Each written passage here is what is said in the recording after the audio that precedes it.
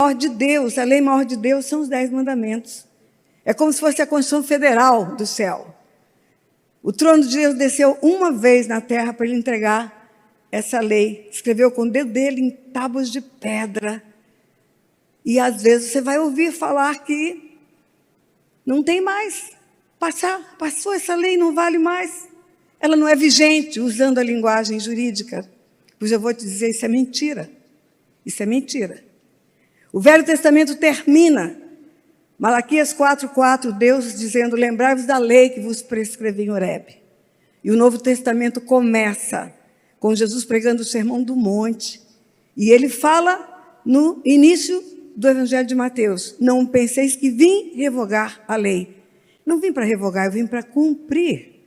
E mais, ele diz até que céu e terra passem, nem o i ou um tio jamais passará da lei. E até onde eu sei, céu e terra não passaram. E ele diz, ficou pior. Se você olhar para uma mulher e desejar, já adulterou. E eu quero dizer para você que essa lei é tão importante para Deus, que os 10 mandamentos escritos numa tábua de pedra estão guardados na Arca da Aliança. E a Arca da Aliança está no céu. João viu. Apocalipse 11:19, ele diz, e vi a Arca da Aliança no tabernáculo de Deus. Não passa, essa lei não passa. Então, o que é eu vim para cumprir? Eu não vim para revogar. E vou dizer para você como juíza, uma lei que não é revogada, ela é vigente, ela continua em vigor. E o que é vir para cumprir? Eu vou te contar. Eu vou te contar, talvez, a melhor história que você vai ouvir na tua vida. O homem pecou. E o homem foi destituído da glória de Deus. O homem perdeu o DNA de Deus. O homem formado para ser filho de Deus, perdeu o DNA. Tornou-se só criatura. Criatura não é filho de Deus? Não é. Criatura é formada por Deus, é a imagem e semelhança de Deus. Aliás, deixa eu falar dessa semelhança. Depois que Deus fez tudo, preparou o ambiente para fazer o homem, ele disse, Gênesis 1:26, também disse Deus, façamos o homem conforme a nossa imagem e a nossa semelhança. E tem ele domínio sobre tudo, sobre os animais que nadam, voam, rastejam, sobre toda a terra. Toda a terra. Espera aí, o que é domínio? Domínio não é propriedade. A propriedade da terra é do Senhor. Está escrito no Salmo 24, a terra e tudo que nela existe são do Senhor. O proprietário desse estabelecimento aqui não é a Donep, tem um dono. Mas o domínio, agora, nesse momento, desse salão, por um contrato, tem uma permissão legal para dominar. Então, que história é essa de domínio? O Instituto Jurídico de Propriedade é um, de domínio é outro. A terra é do Senhor. Ele vai fazer novo céu e nova terra, mas o domínio ele entregou para o homem. Por isso que eu escuto uma prefeita falando, cada lugar que você estiver, você faça um governo que vai glorificar Deus, porque você está dominando na terra o governo de Deus. Sabe qual foi o último canto dela? Venha o teu reino. Por que Jesus ensinou você a orar? Pai nosso que estás no céu, santificado seja o vosso nome, venha o teu reino. Quem somos nós para dizer Deus onde ele pode implantar o reino dele? Somos aqueles que têm o domínio. Quem domina, governa. Quem domina, administra. Quem domina, dá gestão. O domínio dá autoridade ao homem, seja nos negócios, seja na política, seja aonde for, nos poderes, para dominar, mas para dominar em parceria com Deus. Quando o apóstolo Pedro fala, vós sois raça eleita, nação santa, sacerdócio real para proclamar as virtudes daquele que vos chamou das trevas para a luz. Vós sois raça eleita, nação santa, sacerdócio real. Sacerdócio real. O que o rei faz? O rei governa na horizontal. E o sacerdote? Atrai o céu para a terra. O sacerdote atrai o céu para a terra. Então, quando nós oramos, vem o teu reino, o lugar onde Deus nos deu para governar a terra. Então, quando nós oramos, vem o teu reino, o lugar onde Deus nos deu para governar, nós estamos dizendo, pode vir o teu reino, pode vir o teu reino. Então, o homem pode atrair o mundo espiritual para a terra? Sim. Essa foi uma das loucuras que eu tive quando fui batizada com o Espírito Santo. Descobri que o mundo espiritual é legal, funciona dentro de leis, e descobri que as portas do mundo natural para o mundo espiritual são abertas pelo homem. Ele abre a porta. Por isso Deus fala para Caim: o pecado jaz à porta, a ti te cumpre dominá-lo. Por isso Jesus diz: eis que estou à porta e bato. Se você abrir, eu vou entrar. Se. É uma condição. Então o homem tem a chave que abre janelas dos céus, o homem tem a chave que abre portas para que entre o inimigo ou para que entre Jesus. E aí eu entendi o que é governo, entendi o que é gestão espiritual. Agora o homem recebeu autoridade para governar. Quando Deus manda que aquele primeiro homem, protótipo 01 da humanidade, guarde o jardim, porque você guarda sua casa, suas joias, seu passaporte, seu carro, porque tem ladrão. E talvez só depois, no final dos tempos, aquele homem que ouviu o comando para guardar, quando souber que um dia veio o Filho de Deus e disse: o ladrão não vem senão somente para matar, roubar e destruir. Mas eu vim para que tenham vida e a tenham em abundância. Ele vai entender por que ele precisava guardar. O inimigo entrou no jardim. O inimigo já tinha sido expulso do céu. Apocalipse 2:7 diz: houve peleja no céu. Houve uma guerra. Miguel e seus anjos pelejaram e foi expulso. O grande dragão, a antiga serpente, se chama Diabo e Satanás. E foi lançado para a terra, porque no céu não se achou mais lugar para ele. E aí tem uma lei espiritual, o mundo espiritual é regido por leis. E um espírito sem um corpo é ilegal no mundo natural. Eles precisam de corpos. Por isso os demônios incorporam. Ou eles agem dentro da pessoa, que é o cativeiro, ou eles agem por fora, influenciando, que é a opressão. Mas são demônios. E os demônios precisam de corpos para agir na terra. Ou precisam de corpos para entrar, ou precisam de corpos para influenciar. Por isso, o Filho de Deus teve que vir em carne, nascer do ventre de uma mulher para ter autoridade na terra. Um espírito sem um corpo é ilegal na terra. Por quê? Porque tem uma lei. E essa lei está no Salmo 115, versículo 16, que diz: os céus são os céus do Senhor, mas a terra deu a ele aos filhos dos homens. Deu para governo, não é para propriedade. Deu para governo. Então vamos voltar para o jardim. Esse inimigo entrou no jardim e levou o homem ao pecado. Ele teve que incorporar numa serpente. É a primeira incorporação espírita, porque o espírito sem um corpo é ilegal na terra. E quando eu falei para você que eu enlouqueci no ano de 98 na Donep, porque ali eu dei lugar ao meu coração para o Espírito Santo de Deus e fui incorporada pelo Espírito Santo de Deus. Se você está incorporado pelo Espírito Santo de Deus, você é doido.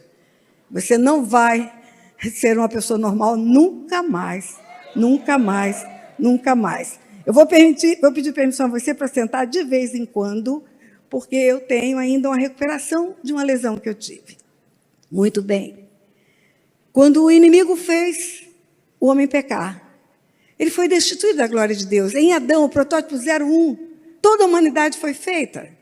Em Gênesis capítulo 5 está escrito: esta é a genealogia de Adão. No dia em que Deus formou o homem, macho e fêmea formou. Macho e fêmea, macho e fêmea. E os abençoados, onde tinha todo o gênero humano, feminino e masculino. E esse homem, formado por Deus, protótipo 01, tinha o DNA de Deus. Ele foi formado para ser filho de Deus, não foi formado para ser jardineiro do Éden. Por isso, está escrito em Lucas 3:38.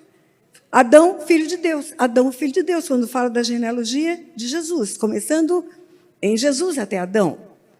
E esse homem tinha a presença de Deus, tinha o auxílio de Deus para governar na terra junto com Deus, fazer o governo perfeito. Mas pecou, perdeu o DNA de Deus. A Bíblia fala que em Adão todos pecaram. Por quê? Porque nele estava contida toda a raça humana. Quando Paulo esteve no Areópago, em Atenas, e viu a idolatria dos atenienses, ele ficou com compaixão e disse para eles: olha, o que vocês não conhecem é o que eu anuncio para vocês. Ele fala, ele não pode ser feito por mãos humanas. De um só, ele fez toda a raça humana. E estabeleceu os tempos determinados e os limites da habitação. Tempos determinados é quando? Quem vai nascer na Índia, na África, na Espanha, na Itália? Quando? Limite e tempo. Você não nasceu nesse tempo porque houve sexo entre seus pais. É um propósito de Deus. Antes que eu te formasse, eu te conheci. Antes que saísse do ventre da tua mãe, eu te constituí profeta às nações. Ele fala para Jeremias, e para você, e para mim, para todo mundo que é chamado à existência. O homem não faz filhos, ele recebe filhos da parte de Deus. Os nossos filhos são espíritos que têm uma alma, estão dentro de um corpo, e só a casca é que nós concedemos para eles, só os gametas, óvulos, espermatozoides, mas nem a casca nós fazemos. Porque Davi, no Salmo 139, fala: o Senhor estava tecendo os meus ossos no ventre da minha mãe, e já sabia todos os meus dias, quando nenhum deles havia. Aí esse homem perdeu o DNA de Deus. Esse homem deixou de ser filho de Deus, formado para ser filho de Deus, tornou-se criatura. Isso já é terrível, terrível. Deixar de ser filho de Deus para ser só criatura. Por isso que Jesus, depois que ressuscita dentre os mortos, ele fala: ide por todo mundo e pregar o evangelho a toda criatura. Quem crê e for batizado será salvo, vai se tornar filho. E quem não crê e não for batizado, continua a criatura condenada, condenada. Vai ser condenada. Hoje temos 8 bilhões de pessoas sobre a face da terra. Muitas criaturas, poucos filhos de Deus. Eu fico assustada quando eu vejo as profecias. Zacarias 13:8. Zacarias 13:8, não esqueça esse versículo. Profecia do tempo do fim, diz: em toda a terra, diz o Senhor, 2/3 dela perecerão. 1/3 passará pelo fogo. Eu a purificarei como purifico o ouro e purifico a prata. E eles serão meu povo e eu serei o seu Deus. Então, 1/3 dos anjos expulsos do céu conseguem influenciar 2/3 da humanidade para levar para o inferno, que é o lugar deles, a prisão deles.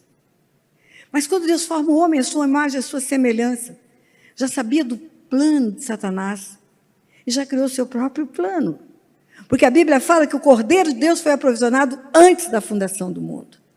Antes dele fazer o homem pela ciência, onisciência e presciência, ele viu o pecado do homem. E ele proveu o Cordeiro. Quando Jesus fala: eu não vim para revogar a lei, eu vim para cumprir a lei. Sabe o que ele está dizendo?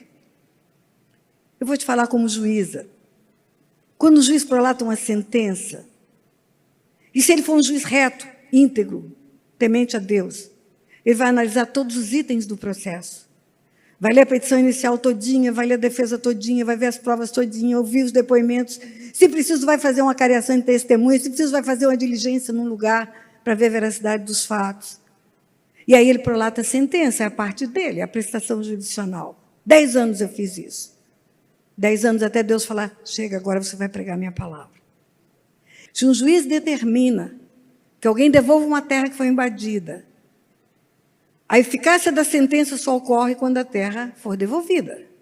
Se o juiz determina a prisão de alguém, a eficácia da sentença só ocorre quando o bandido vai para a cadeia.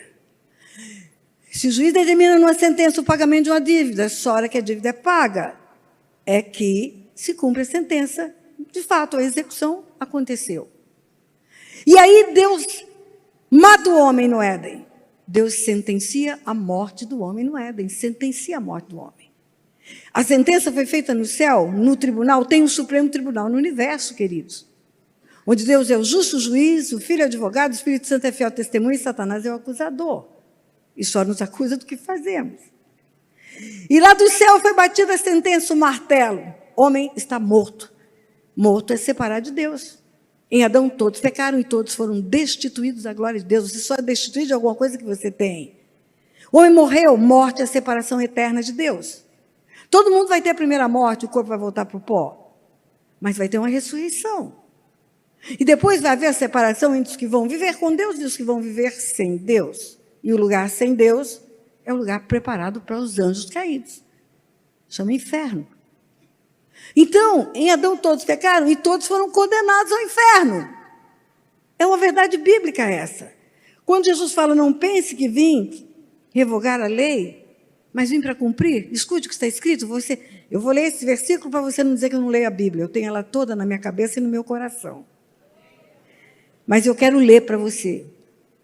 Capítulo 3 de João, versículo 16. Porque Deus amou o mundo de tal maneira que deu o seu Filho unigênito, para que todo aquele que nele crê não pereça, mas tenha vida eterna. Todo aquele que nele crê não pereça, mas tenha vida eterna. Não pereça, mas tenha vida eterna. Mas continua o texto. Quem crê nele não é julgado, mas quem não crê já está julgado. Está é tempo passado o verbo. Quem nele crê não é julgado, porque ele vai ser executado no lugar daquele que foi julgado. Por isso termina João 3, com o versículo 38, dizendo: quem crê no Filho tem a vida eterna. Porém, quem desobedece o Filho não verá vida, mas sobre ele permanece a ira de Deus, o julgamento de Deus. Permanecer é continuar. O mundo todo está julgado, todo mundo está julgado. E todo mundo condenado à morte eterna. Como se fosse todo mundo condenado à câmara de gás. Mas a hora que está indo para a câmara de gás, se concorda que o Filho de Deus salve ele, concorda que esse projeto de Deus, de entregar o seu único filho para livrar o homem da morte, recebe Jesus como substituto, ele vem para cumprir a lei. Esse homem sai da fila da câmara de gás e Jesus entra na frente, é isso. A execução da sentença que mata o homem, ela foi feita na cruz. A execução da sentença perfeita e acabada foi feita na cruz. Aquela cruz é a execução da morte de todos os homens da face da terra. Não há um só que não tem essa condenação, não há um só que não nasce com essa condenação. Então, queridos, quando vejo um ministério, e a Donep não é uma associação, é um ministério, quando eu vejo um ministério que ganha almas, eu tenho que louvar esse trabalho. Eu disse que em 91 eu estive na Donep. Em 91 eu conhecia Deus. Eu conhecia Deus desde 14 anos. Eu já trabalhava para Deus, já pregava o Evangelho. Mesmo na função de juiz, eu pregava o Evangelho. Nunca deixei de pregar. Mas eu não conhecia Deus por inteiro. Sabe aquele homem que Jesus passou e untou os olhos dele e falou: vês? Ele diz: vejo homens como árvores andando. Vejo mais ou menos. Jesus untou de novo. E agora? Agora vejo. Eita, eu tenho certeza que não se trata de uma cegueira física. Que isso foi uma unção para tirar uma cegueira espiritual. Porque Jesus tinha poder pela palavra de tirar Lázaro do túmulo. Não precisa tocar 2 vezes para fazer uma pessoa ficar curada. É o segundo toque, é a segunda manifestação da presença dele. E essa segunda é o batismo com o Espírito Santo. É o Espírito Santo que vai te mostrar o mundo espiritual. É o Espírito Santo que vai revelar para você. Sabe o que Paulo diz? Epístola de Coríntios: nem olhos viram, nem ouvidos ouviram, nem jamais penetrou no coração do homem o que Deus tem preparado para aqueles que o amam, mas Deus nos revelou pelo Espírito. Olhos e ouvidos estão no corpo, órgãos do sentido. Nem jamais penetrou no coração do homem. Coração é alma. Na Bíblia, coração é alma. É o lugar das decisões, do intelecto. Não é músculo cardíaco que bombeia o sangue. Por isso Davi fala: som do meu coração, vê se é em mim algum caminho mau.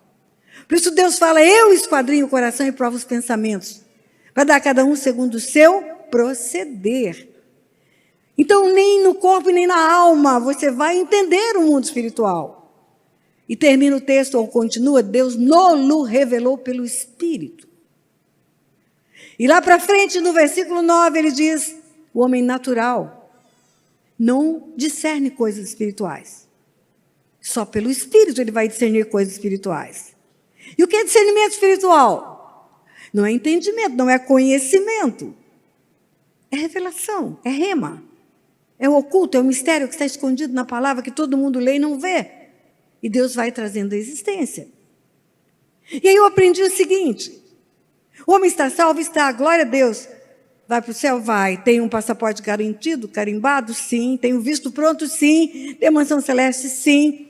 Ele tem a vida eterna. Ele se arrependeu do pecado, arrependeu-vos e convertei-vos para serem cancelados os vossos pecados. Mas, entretanto, contudo, todavia, isso não garante a vida abundante. Quando Jesus fala: o ladrão não vem senão somente para matar, roubar e destruir, mas eu vim para que tenham vida, tenham abundância, ele não está falando de eternidade. Ele está falando da vida aqui agora. Porque na eternidade o inimigo vai estar preso num lago de fogo e de enxofre. E não mata, e não rouba, e não destrói mais nada. Porque está escrito em Apocalipse 20:10 que aquelas chaves que Jesus tem na mão vai trancá-lo num lago de fogo e de enxofre. Jesus fala, eu estou vivo, estive morto e tenho comigo as chaves da morte e do inferno.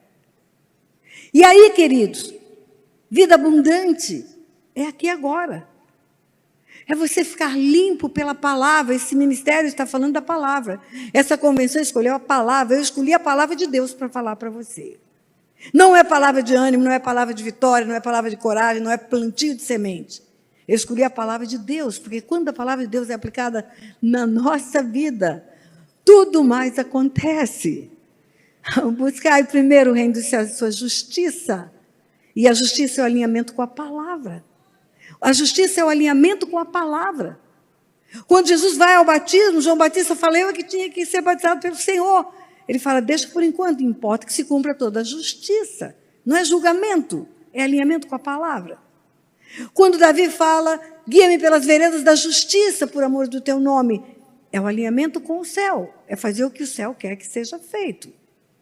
Porque esse Deus que envia o Filho para morrer no meu e no seu lugar, esse Deus que expulsou um anjo do céu porque pecou, esse Deus que não chegou perto do Filho dele na cruz porque o meu pecado estava sobre ele, porque ele não chegou perto do Filho dele na cruz que o Filho não queria ir para a cruz.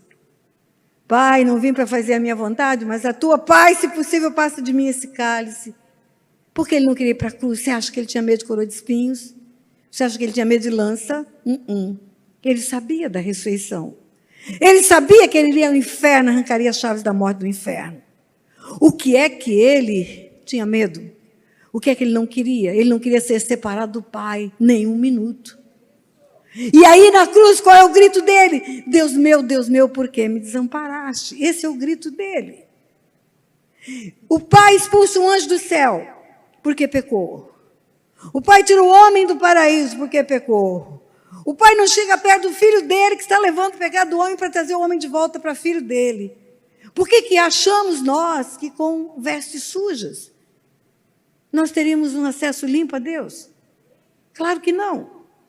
Aí você é doutrinado na seguinte frase, aquele que está em Cristo é nova criatura, coisas velhas já passaram e tudo se fez novo, e você acha que porque levantou a mão um dia, pronto, acabou tudo. Não é verdade.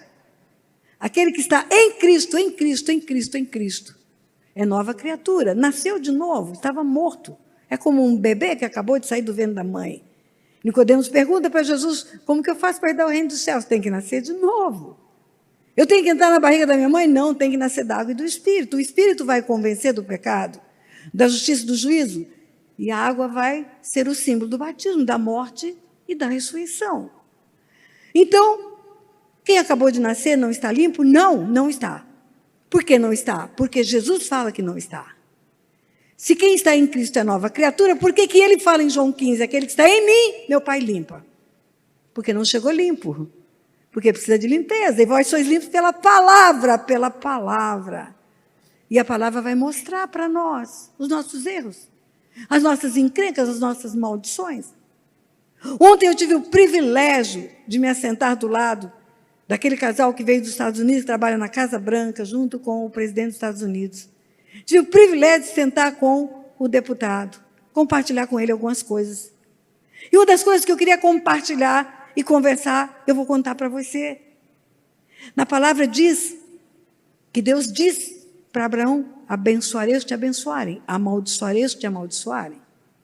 Eu já vou te ensinar algo, maldição é ato de Deus, maldição não é ato do diabo.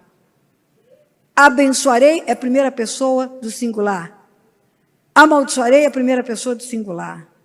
É Deus que termina o Velho Testamento dizendo, se não houver a conversão dos pais aos filhos, dos filhos aos pais, ele virá e ferirá a terra com maldição. Eu virei, ele diz, sou eu. É ele que amaldiçoa. Quando você conhece a Bíblia, você vai ver que porque Davi derramou sangue, Deus matou o filho de Davi. Foi assim que Deus me ensinou sobre maldição hereditária, porque nós perdemos um bebê que tinha 12 horas de nascido. E todo o argumento da igreja era, Deus deu, Deus levou, Deus sabe o que faz, bendito seja o Senhor. Aí eu fui chorar aos pés de Deus. Eu não entendo porque o Senhor levou o meu bebê. Ou porque o Senhor me deu esse bebê. Se o Senhor sabia que ele morreria com 12 horas de nascido. O Senhor sabia que eu ia ficar gorda, o bebê era enorme, 4,2 kg. O Senhor sabia que eu ia preparar minha menininha, que já tinha nascido, que ia chegar um filho, um irmão. O senhor sabia que eu fiz o enxoval, o senhor sabia tudo. Por que o senhor me deu essa criança para levar com 12 horas de nascido? Me fala, Deus, tem morte de bebê na Bíblia? Deus falou, tem, pelo Espírito, tem. Duas hipóteses. Martirização e maldição. Martirização, Herodes mata, Faraó mata, os homens maus matam. E maldição, eu mato. Eu mato. Meu Deus, me mostre na Bíblia. E Deus me leva para a história de Davi. Em 2 Samuel capítulo 12, quando o profeta vai ao aposento de Davi para confrontar o adultério de Davi, o homicídio de Davi, ele fala com a boca de Deus, também o filho que nasceu morrerá. O profeta Natan. E depois o profeta Natan foi para casa e Deus feriu a criança que a mulher de Urias deram à luz a Davi. Foi Deus quem feriu. Deus falou, fui eu que matei seu filho. E se maldição sem causa não se cumpre, por quê? Aí vou procurar na linhagem da família, derramamento de sangue, derramamento de sangue, derramamento de sangue, idolatria, derramamento de sangue. E aí, queridos, Deus começou a me mostrar as coisas. Começou a me mostrar que vida abundante é você ter as bênçãos que estão prometidas na palavra. A vida eterna, maravilha. Quais são as maldições e bênçãos prometidas na palavra? Tem bênção, tem chuva, tem maldição, tem seca, tem bênção, tem família, tem maldição, não tem família, tem bênção tomando os braços dos filhos e os filhos dos filhos, e nós já temos bisnetos. Tem maldição, esterilidade ou morte prematura de filhos. Tem bênção, tem provisão tão grande para abençoar outras pessoas, como esse moço falou aqui. Tem maldição, tem falta de tudo, nada dá certo. Espera aí. Filho, dinheiro, saúde, físico ou mental, não é assunto de vida eterna. É assunto da vida aqui agora. Aqui, agora. Na vida eterna não tem falta de chuva ou abundância de chuva. Então, Deus começou a me ensinar. É preciso limpar o meu povo pela palavra, é preciso ensinar aquilo que eu estou te ensinando. E criamos um ministério, chama SILC, Seminário Internacional de Libertação e Cura. 4 dias de imersão, esse querido que veio aqui ministrar antes de mim já participou do SILC, aqui tem gente que já participou.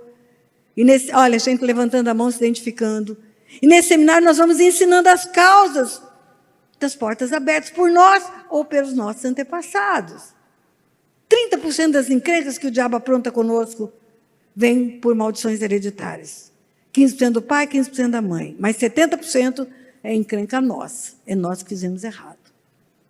E quando passa por um seminário que limpa tudo, e como que limpa, pastora? Está na palavra. Arrependei-vos e convertei-vos para serem cancelados os vossos pecados. Arrependimento, arrependimento, arrependimento. Arrependimento, confissão. E tem que confessar para outra pessoa. Porque está escrito que quem cobre a transgressão jamais prospera. Mas o que confessa e deixa alcança a misericórdia. Mas está falando de confessar para Deus? Não. Porque nada está encoberto aos olhos de Deus.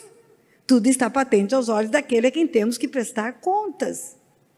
Você não precisa confessar alguma coisa para um juiz que já está com o processo pronto e o print do seu pecado no processo, nesse tribunal do universo. Já está lá. Ele já sabe. É confessar uns aos outros, orar uns pelos outros para serem curados.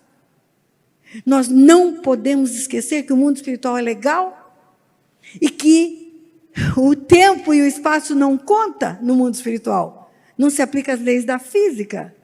Os judeus foram expulsos lá atrás, há mais de 150 anos, mas enquanto não se sentar no trono desta nação, um governo que mostre arrependimento disso, que dê uma palavra que confesse esse pecado.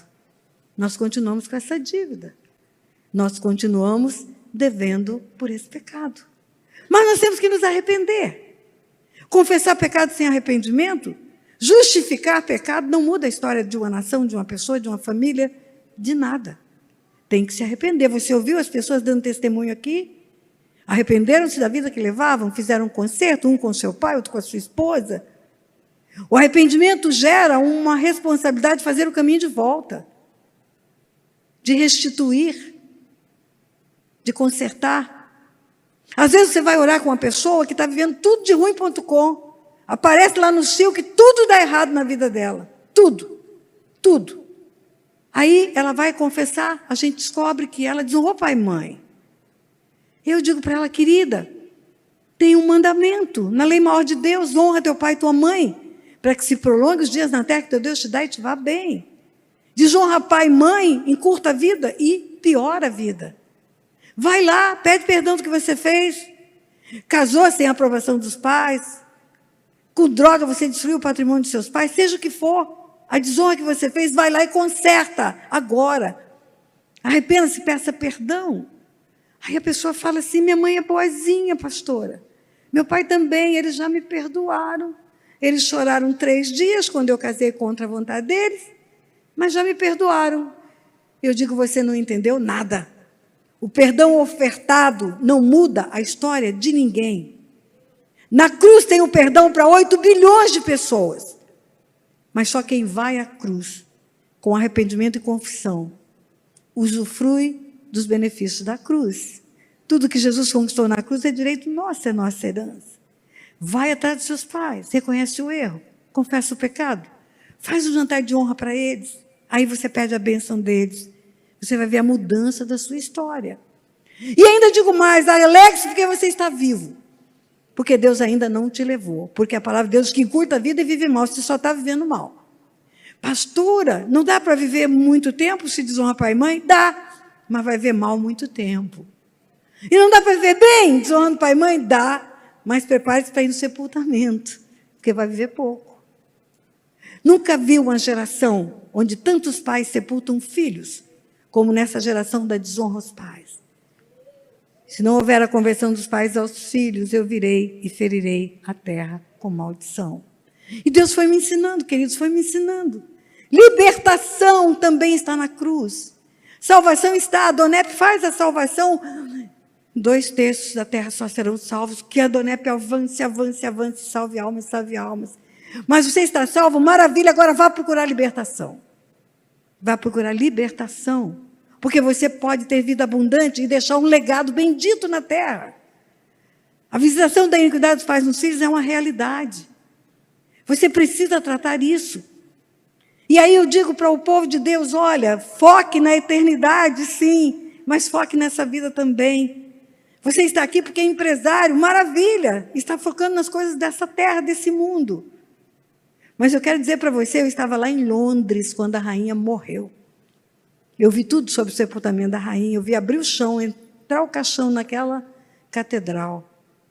E não tinha um colar, não tinha uma pulseira, não tinha um chapéu. Era ela e Deus. Esse momento vai chegar para todos nós. Nosso foco tem que estar na eternidade. Tudo que fizer, faça como para o Senhor, foi o que essa moça falou. E outra coisa, se você está andando atrás de alta performance, para com isso. Jesus fala, sem mim nada podeis fazer. Busque primeiro o reino dos céus e sua justiça, e tudo vai ser acrescentado. O Salmo 1 dá o conselho do sucesso. Anda segundo o conselho de Deus, não se acenda na roda do escarnecedor, faz tudo como a palavra de Deus te ensina. E lá está escrito, e tudo será bem sucedido, tudo é tudo, tudo. O dia que eu conheci Jesus, eu estava à beira de um precipício. Na cidade aqui da Ona, Mato Grosso do Sul. Eu desafio você agora, inscrever-se no meu canal do YouTube, Tânia Tereza com Z. Você vai achar tudo sobre mim, se você der um Google. Tânia Tereza com Z. Meu canal bateu 1 milhão de assinantes. Tem 78 milhões de visualizações dos vídeos, tem 900 vídeos lá, está em 200 países. Mas não era assim minha vida. Começou o dia que eu encontrei Jesus. Começou o dia que esse homem apareceu na minha vida, eu estava à beira de um precipício e ele me mostra que havia salvação para a minha família disfuncional, que havia salvação para a minha vida, que Deus podia escrever uma nova história. Nem estudar eu tinha estudado, para você ter ideia. Foi esse homem que eu honrei aqui no começo, que me fez estudar o ginásio.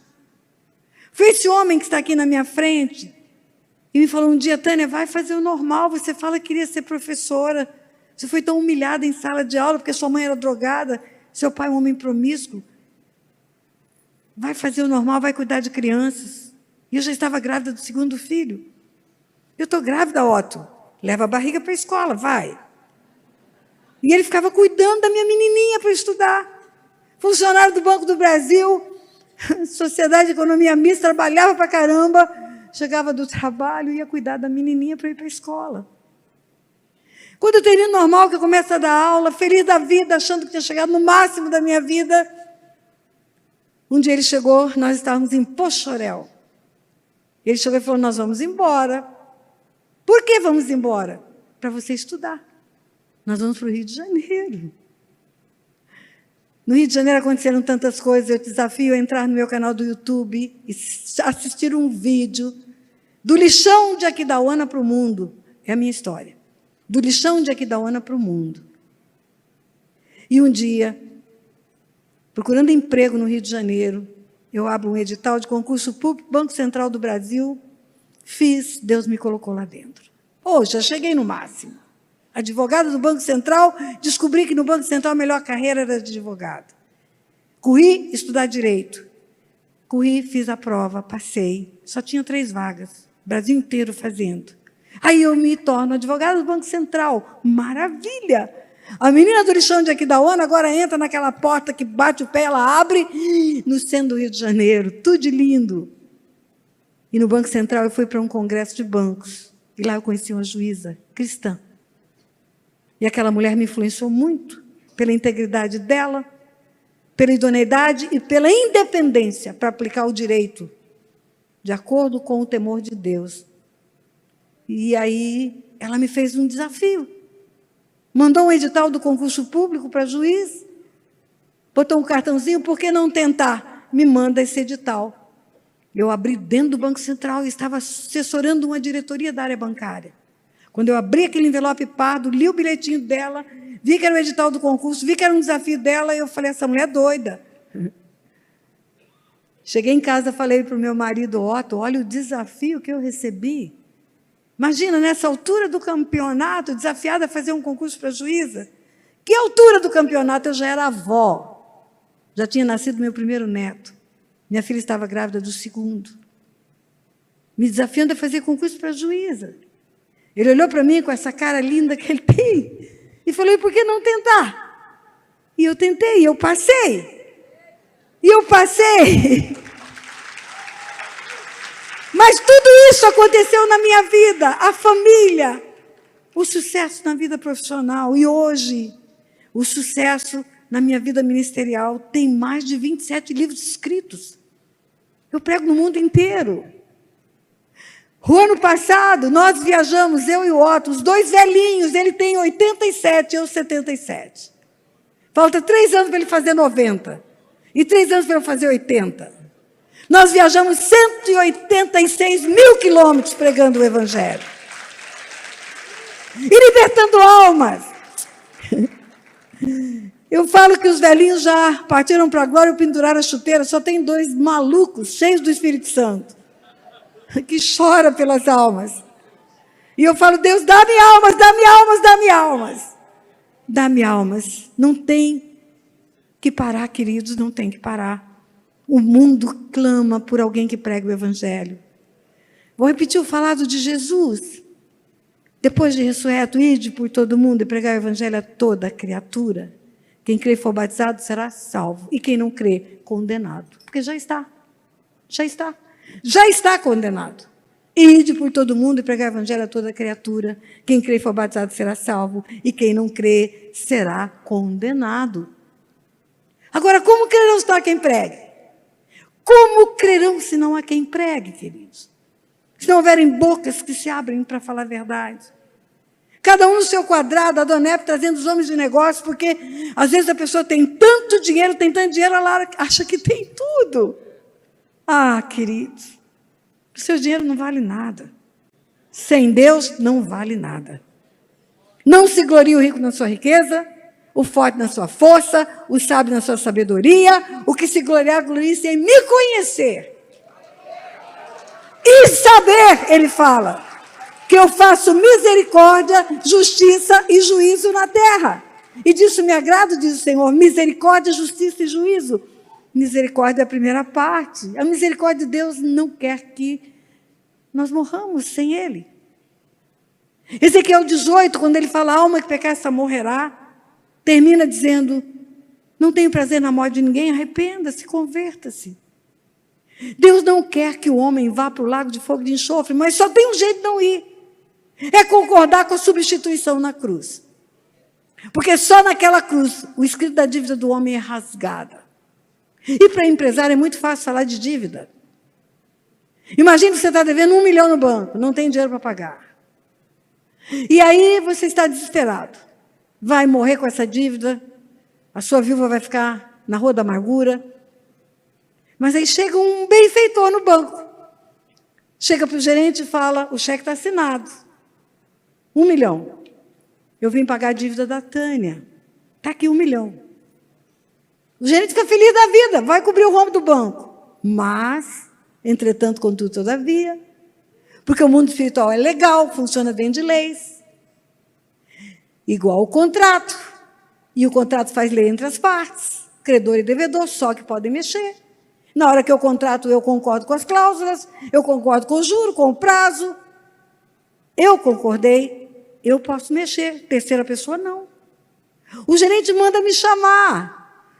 Ele precisa do quê? Da minha anuência da minha concordância. Tânia, apareceu um benfeitor com um cheque assinado no valor da tua dívida. E ele quer pagar a tua dívida. Ele quer pagar a tua dívida. Agora, eu só posso dar isso por resolvido se você disser, eu quero. Se você concordar com isso. Você concorda que ele pague a tua dívida? Se você concordar, eu vou rasgar o escrito da dívida. Às vezes você oferece Jesus num lugar desse aqui, em eventos maravilhosos. A pessoa fala, vou pensar. Você pensaria 2 vezes? Se aparecesse um benfeitor para pagar todas as suas dívidas, riscar o escrito delas? Não. Se no mundo natural, que é passageiro, que vai acabar, você não recusaria um bem desse? Por que você vai recusar pela eternidade? Ele quer morrer a tua morte. Ele quer pagar a tua dívida. Ele quer ser executado no teu lugar. Ele quer ser moído pelas suas transgressões. Ele quer que você seja livre de condenação. É isso quando ofertamos Jesus. É isso. Quando Jesus estava andando entre os homens, um dia ele perguntou para os discípulos, quem dizem os homens que eu sou? Tu és um profeta. Citaram o nome de profetas. E vós, quem dizeis que eu sou? Resposta de Pedro, representando os discípulos. Tu és o Cristo, o Filho do Deus vivo. Resposta de Jesus para Pedro. Não foi carne nem sangue que te revelou isso. Por que Jesus fala isso? Porque era impossível que Pedro, conhecendo Jesus, filho de José, filho de Maria, entendesse que ele não era filho de José, filho de Maria, ele era filho de Deus. E que ele era o Cordeiro de Deus que tira o pecado do mundo. O Cristo é o Cordeiro de Deus. O Cristo é o crucificado, é o morto em lugar do pecador. O inocente morrendo no lugar do pecador. Isso que é o Cristo. O Messias foi anunciado. Jesus é o tempo do ventre. Porque quando o anjo chega para aquela mulher e fala, vai descer sobre você o Espírito Santo, o poder do Altíssimo vai te envolver. Ela responde, cumpra-se a minha palavra. Que palavra que ela está dizendo? É a palavra profética. Porque ela era judia, ela leu Isaías dizendo, a virgem conceberá, dará à luz o filho. Vai ser Emanuel, vai ser Deus conosco. José escutou o anjo falar, não a deixe, porque o que nela está gerado é do Espírito Santo, e você vai dar o nome de Jesus. Jesus é só esse tempo, até a cruz. Na cruz ele é o Cristo. Na cruz ele é o Cordeiro de Deus que tira o pecado do mundo. Na cruz ele é o Redentor da humanidade. E quando ele fala para Pedro, não foi carne nem sangue que te revelou, só pelo Espírito você poderia saber que eu vim do Pai que vou morrer na cruz. E ele fala algo para Pedro naquela hora, e tu és Pedro, e sobre esta pedra eu edificaria a minha igreja e as portas do inferno não prevalecerão contra ela. Escute que eu vou tirar do seu entendimento talvez a maior mentira que um dia você recebeu. Ele fala que é Pedro que edifica a igreja e Pedro é que representa o supremo da idolatria? Não. Língua portuguesa. Tu és Pedro, e sobre esta pedra, eu edificarei a minha igreja. Esta pedra, esta pedra, esta pedra, esta pedra, essa mulher, aquela mulher. Esta é aqui, essa está ali e aquela está longe. A prova de que Ele é a pedra que os construtores rejeitaram, Ele é a pedra angular, Ele é a pedra que edifica a igreja. Não há outro que tenha morrido na cruz, não há outro que tenha entregue a vida por ninguém. É que o próprio Pedro, na primeira epístola dele, no capítulo 2, ele fala que Jesus é a pedra angular. É a pedra que os construtores rejeitaram. E Deus é bom, querido, o tempo todo. A Bíblia fala que busca primeiro o reino dele, tudo que você precisa vai ser acrescentado, e tudo são necessidades básicas. Que hora que ele fala isso? Ele fala quando os discípulos estão preocupados. Se estão preocupados com o que vão comer, calçar ou vestir, não se preocupe, buscai primeiro o reino do céu e sua justiça. Vosso Pai alimenta as aves do céu, veste os lírios do campo. Está falando de coisas necessárias. Fazer os concertos que precisa fazer, andar nos caminhos do Senhor, honrar esse Deus que entregou o próprio Filho dele para morrer no seu lugar e dizer: Pai, o Senhor fez por mim tudo o que eu precisava, eu vou obedecer ao Senhor, eu vou obedecer ao Senhor. Deixa eu dizer algo para você. Todo mundo gosta de Salmo 91, fica bonito lá aberto na sala, no Dunkerque, no aparador, amarelinha a página. Eu amo toda a Bíblia. Mas o Salmo 81, sabe o que está escrito lá? Ah, se o meu povo me escutasse, se Israel andasse nos meus caminhos. Quando eu leio eu vejo Deus abanando a cabeça. Igual fazemos com as nossas crianças. Ah, meu filho. Ah, se o meu povo me escutasse. Se Israel andasse nos meus caminhos, eu abateria o seu inimigo. Eu abateria o seu inimigo. Eu abateria o seu inimigo. E sabe como termina o Salmo? Eu o saciaria com o trigo mais fino e com o mel que escorre da rocha. O que é isso? O melhor da terra. É o melhor da nossa vida. Mas se nós voltarmos para o lugar certo, volta a festa. Lembra do filho pródigo? Bota o anel no dedo, anel é autoridade. Sandália nos pés, sandália é destino. Tira a roupa suja, veste limpa.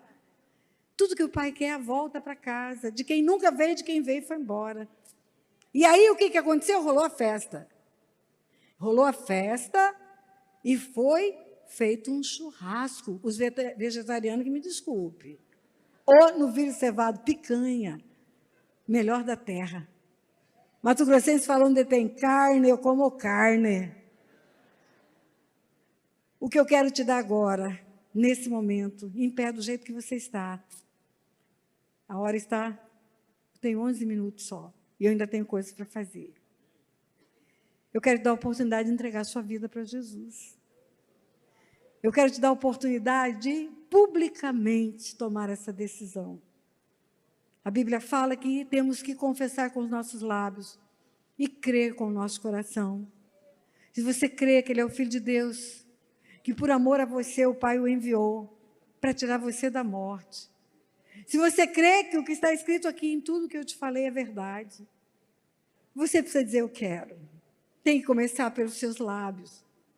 E se você quer entregar sua vida para Jesus, levante sua mão onde você estiver. Se você nunca fez isso, levante sua mão onde você estiver.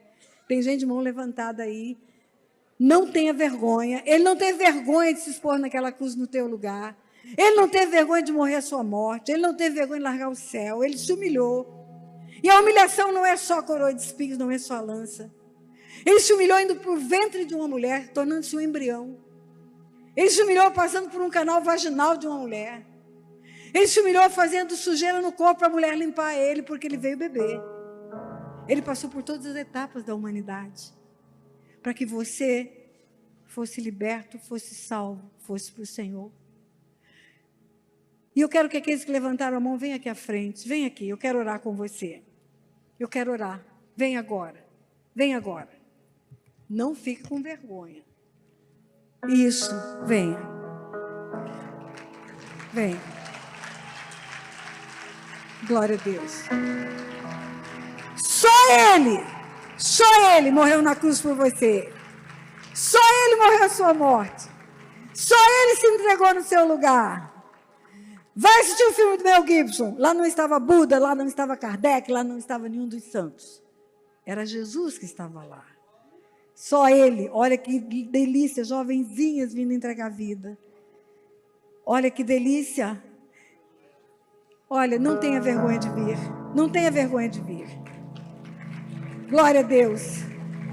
Glória a Deus, glória a Deus, glória a Deus. Perdeu, Satanás, perdeu. Glória a Deus.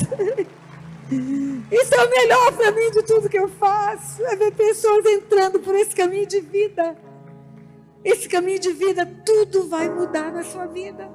Quando você coloca dentro da sua vida, dentro do seu barco, ainda que ele esteja afundando, aquele que é o Senhor do universo. Porque sabe por que ele é o Senhor do universo? Porque ele era o Messias. Depois ele era Jesus. Depois ele era o Cristo. Mas depois ele se tornou o Senhor de toda a terra. Porque ele se humilhou, tornou-se figura humana. Foi obediente até a morte, morte de cruz. A Bíblia fala que por causa disso, o Pai o exaltou sobremaneira. Lhe deu a maior autoridade do universo. Se eu colocar na tua casa a maior autoridade do universo, não tem para ninguém. Não tem para ninguém. Se você colocar na tua vida a maior autoridade do universo, não tem para ninguém. Vem do jeito que você está. Está todo errado. É assim que você tem que ver. É assim que você tem que ver. Glória a Deus. Glória a Deus. Glória a Deus. Isso mesmo. Lá traz no tapa. Traz no tapa, vovó. Traz no tapa. É isso mesmo. Traz no tapa. Se você tiver um filho dentro de uma casa incendiando e ele vai morrer lá dentro, você não vai entrar para tirar ele lá de dentro. Não vai deixar seus filhos morrerem. Se você entrar no meu canal do YouTube, você vai aprender sobre autoridade espiritual. Clica lá, autoridade espiritual. A minha família estava indo toda para o inferno. Um dia Deus falou para mim, você tem que guerrear. Eu orava, jejuava e chorava. Orava, jejuava e chorava. Vai lá que você vai ver a história toda. Se você chegar na sua casa hoje, tiver um sapo na sala, um porco no quarto, um cachorro na cozinha, você vai orar, jejuar e chorar? Não! Você vai pegar uma vassoura e vai botar ele para correr. Eu comecei a botar o pé na varanda da minha casa e dizer, Satanás, vai saindo que eu estou chegando. E não cabe nós dois aqui nessa casa. E ele saiu de toda a minha família, toda. E eu digo isso aqui agora, Satanás, eu te repreendo, larga essas vidas. Pelo poder que é no nome de Jesus, solta as almas. Pelo poder que é no nome de Jesus, solta para aquele que ainda não tomou a decisão de vir, está vacilante, vem agora, em nome de Jesus. E você que está preso, não tem mais nada que te prenda, saia do seu lugar e venha, porque eu vou orar com essas pessoas. Eu amei ver essa vovó arrastando o neto dela quase que pelo cabelo. Vovó, que coisa linda que você fez. Nunca vou me esquecer dessa cena. Como eu vou para o céu e vou deixar minha família no inferno? Nunca, nunca, nunca, nunca. Venha, venha, não vacile. Eu quero orar. Tem dois princípios. O primeiro é confessar. O mundo espiritual é acessível pela palavra. E o segundo é ligar. A chave do reino dos céus que Jesus entrega para Pedro, ele entregou depois que ele ressuscitou. Em João 20, começa dizendo, de madrugada Maria Madalena foi ao sepulcro, era madrugada ainda. Quando ela viu Jesus ressurreto, ele falou, não me detenhas, eu ainda não subi para o Pai vosso Pai. Meu Deus, vosso Deus, eu creio.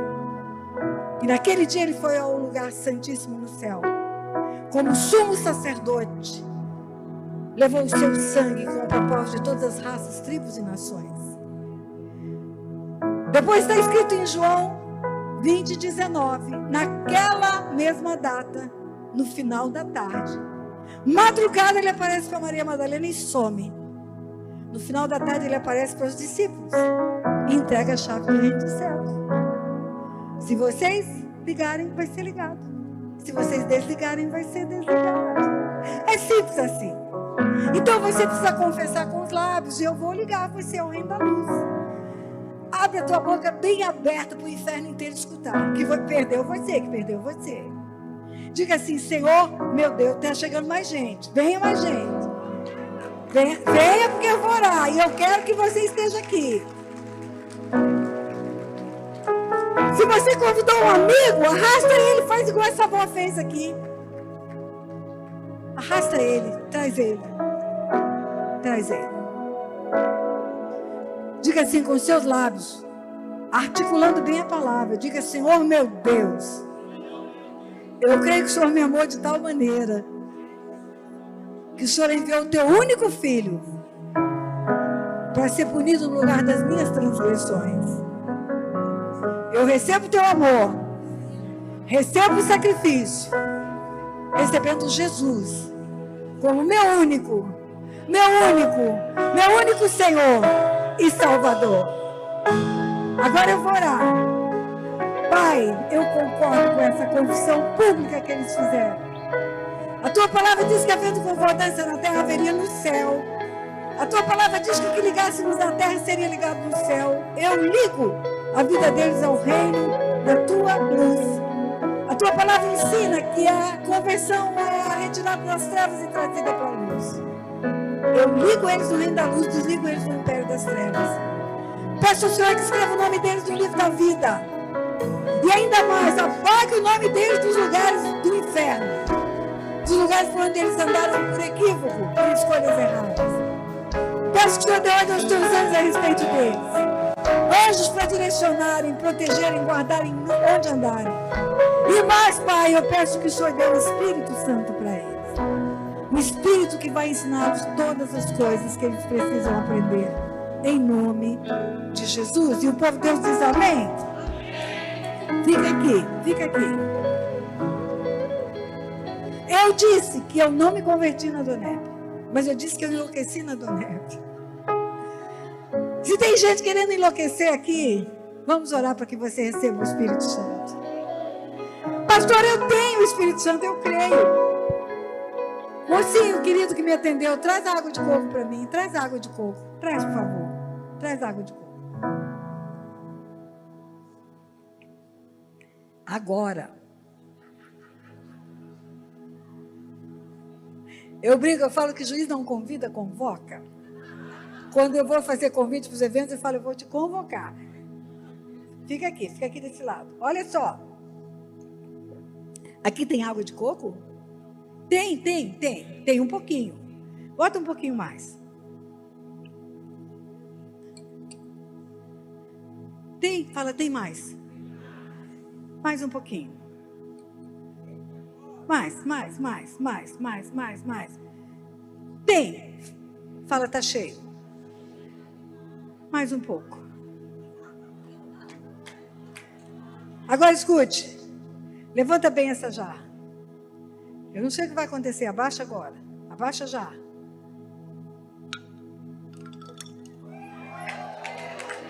É a água que tem o copo.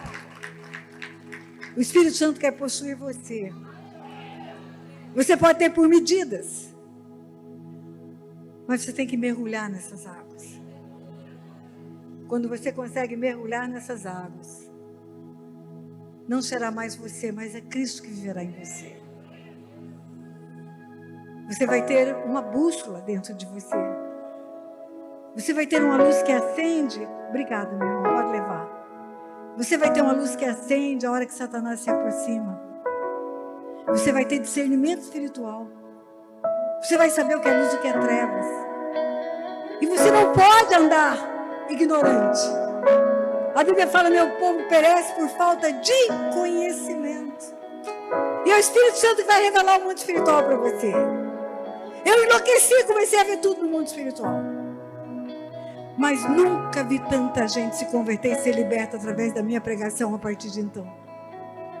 Então, em nome de Jesus, você quer o batismo com o Espírito Santo? Quer ser cheio já no primeiro dia? Quer que o Espírito Santo tome você por inteiro? Então comece a orar e pedir, é você que tem que pedir. Ele diz, pedir, dar-se-vos-á, baterei e abrir-se-vos-á. Ele fala isso sobre o Espírito Santo. Peça, Senhor, me encha do teu Espírito. Peça, me encha do teu Espírito.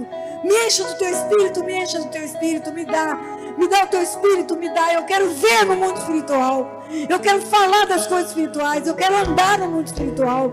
Eu quero discernir espiritualmente todas as coisas.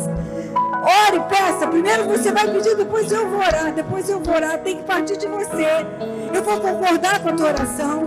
Eu vou profetizar sobre você, mas você precisa pedir. Se você está com sede, você pede água. Se você está com fome, você pede comida. Se você está com frio, você pede agasalho. Peça. Fala, me dá, Pai, me dá o teu Espírito, me dá o teu Espírito. Me dá o teu Espírito, me enche, eu quero mais. Eu não quero só o que eu tenho. Eu sei que o Senhor tem mais para me dar. Me dá, meu Pai. Eu quero. Diga, eu quero mais. Eu quero chegar no nível espiritual de ver o mundo espiritual como Eliseu via. Eu quero chegar no nível de andar no mundo espiritual como Eliseu andava. Você pode pedir sim. Peça. Pai, em nome de Jesus, olha o teu povo orando, pedindo, clamando.